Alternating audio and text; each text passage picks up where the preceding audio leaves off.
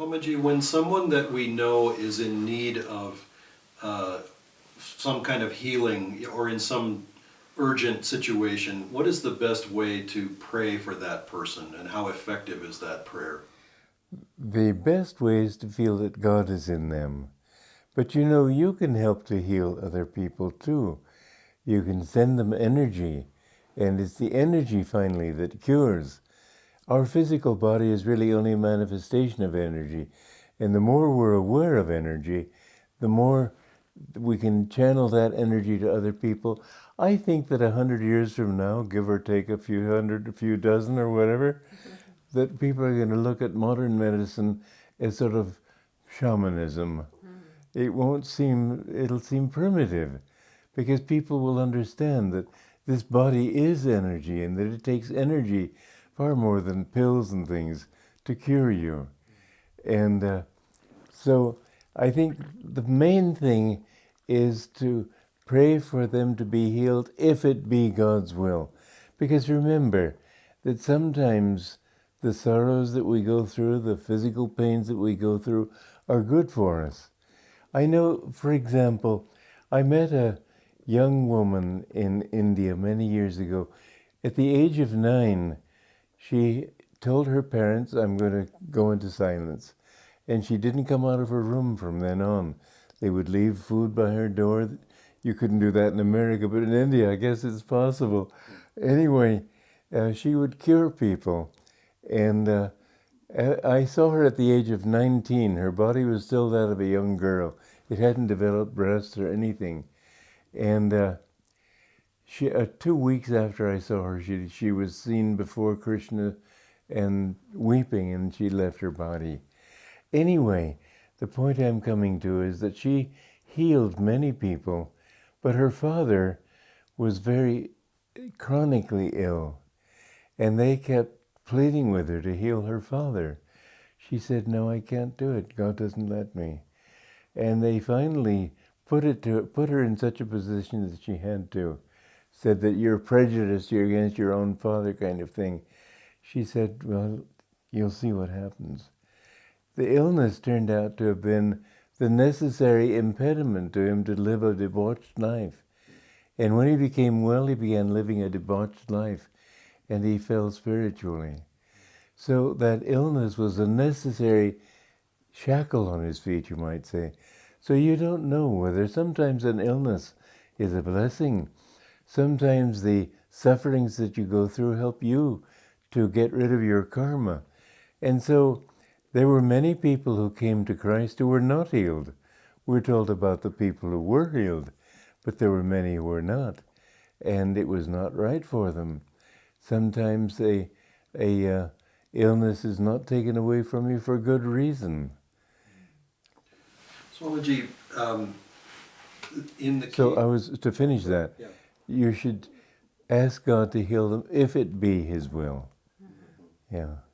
Swamiji, modern medicine has now made it possible for people to sort of get stuck in this kind of limbo place where they're not really conscious, but their body is still alive. They're not able to really experience much of anything consciously, but they're stuck in the body toward the end of life because of advances in technology. And sometimes they would rather end that life, if needs be, forcibly. Is it still helpful for people to hang on in a situation like that? They may be I suffering. don't think so. I know my own father is a good case of that. He had a heart attack, and I visited him in the hospital. He said, "I've had a good life. I'm ready to leave." But with heroic efforts, as they call it, they saved his life. He had a year of unhappiness. He couldn't see, he couldn't smell, he couldn't taste, he couldn't feel. I mean, he could see a little bit, he could feel a little bit, but it was a limbo existence. He didn't enjoy it at all. You know, I had an experience when he left his body. He came to me, and I could feel his spirit, the same as I'd known it when he was a young man and I was a little child, full of energy and enthusiasm and so on.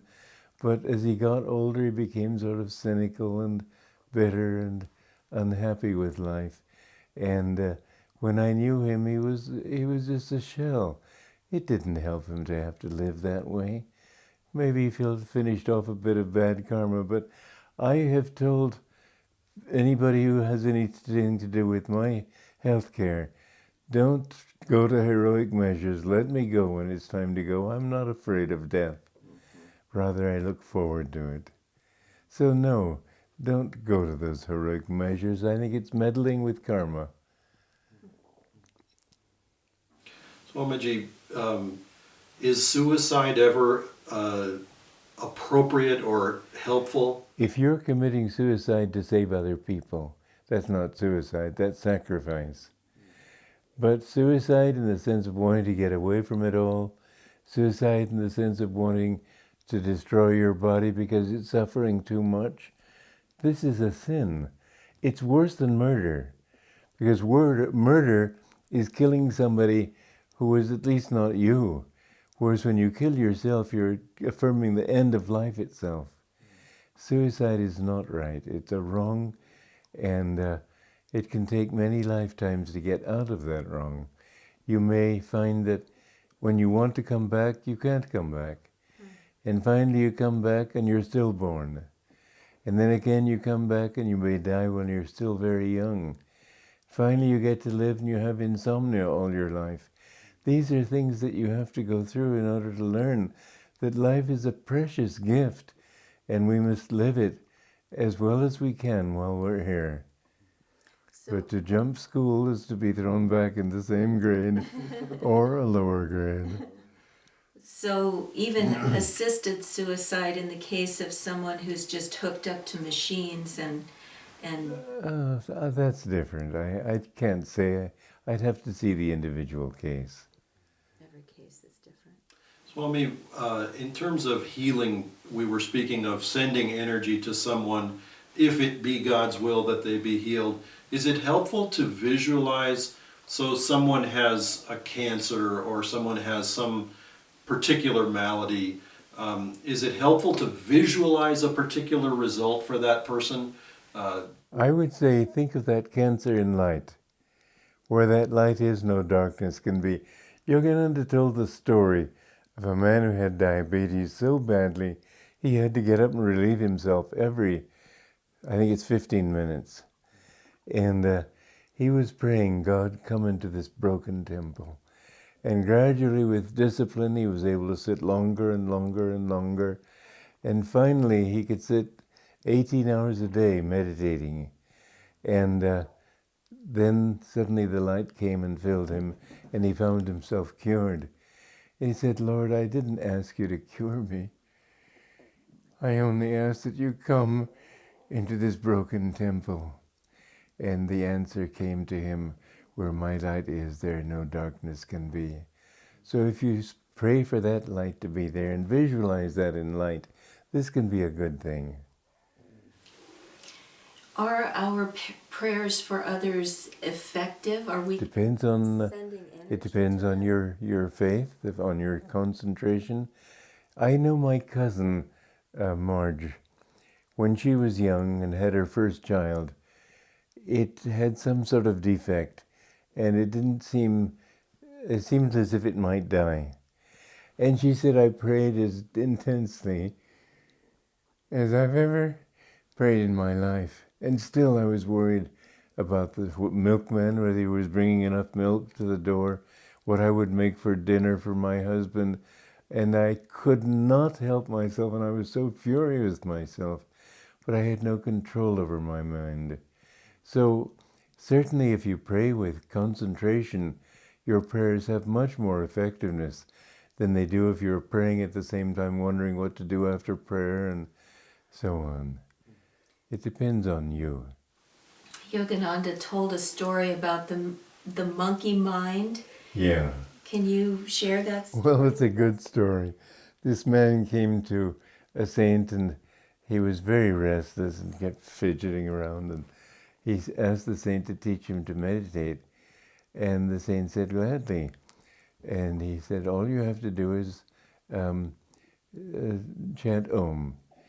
And the man said, well, that's simple enough. And he headed for the door. Just as he was at the door, they said, oh, by the way, You must not think, one thing you must not do while you're doing this, don't think about monkeys. Oh, that's ridiculous. I never think about monkeys. So he went home, and the first thing he did was start thinking about monkeys. And he thought, well, I'm not supposed to think about monkeys, so he couldn't help thinking about them. Finally, ended up going to dictionaries, encyclopedias, finding about the different kinds of monkeys. He came back to the saint the next day. He said, Master, take your technique away, it's killing me. And so the saint had a good laugh over him. He said, you've got to learn to control your own mind before you can do this thing effectively. And how do we do that? Well, by techniques, by love, by devotion. When you want something, you can't help thinking about it. And so if you have devotion, that's a great and very important thing. Swami, sometimes people will say or have the experience that it's easier to meditate in a group, more difficult to do it on their own. I'd say if the group is meditating, but if you're... But if they have that experience, how can they develop more strength on their own, in their own life? Well, you know, there's a magnetism that comes in a group. And if you join groups that are seriously trying to meditate, that is helpful. But on your own, if you have your own space where you do nothing but meditate, so that every time you go into that place, there's the vibration of meditation which helps you. Another thing is if you will meditate at the same times every day, so that when the time comes to meditate, you'll have that desire to meditate, especially at certain times of the day, when the sun rises, at noon, when the sun sets, and at midnight. These are the 4 times when the sun changes direction, and it can help you to go deeper. That's why the twilight period is sort of a silent scheme, seems to come over nature. So certain times, certain places, being with people, but if you're alone, then make it a place where you only meditate. You'll find it much easier. Or to go to places where people do meditate, like going to a church and try to feel God there is easier than trying to meditate in your own kitchen. But you can find that when you go to places that have, even when people are not there, if they meditate, those vibrations are left behind. You can feel the vibrations of places. That's why in the dining room you find you're more likely to get hungry than in the living room. And in your meditation room, the same thing will be true. Where you go to sleep, if you sleep always in the same place, you'll find it easier to sleep there. So when you meditate in a place, it'll be easier to meditate there too.